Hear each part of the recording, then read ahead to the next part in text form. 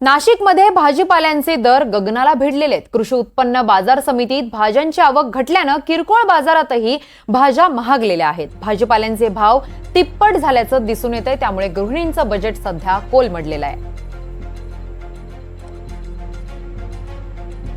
भाज्यांचे दर सध्या गगनाला भिडलेले आहेत। कृषी उत्पन्न बाजार समितीत भाज्यांची आवक घटल्यानं किरकोळ बाजारातही भाज्या महागलेल्या आहेत। भाजीपाल्यांचे भाव तिप्पट झाल्यामुळे आता सध्या गृहिणींचं बजेट कोलमडलेलं आहे।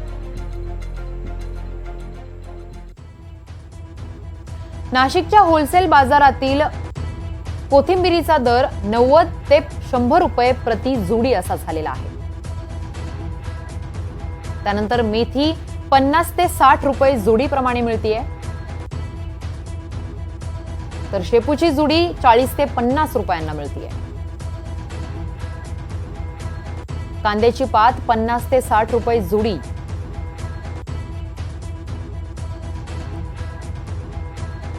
वांगी 35 ते 40 रुपये किलो अशा दराने मिळतीये। फ्लॉवर 40 ते 50 रुपये प्रति नग, कोबी 25 ते 30 प्रति नग,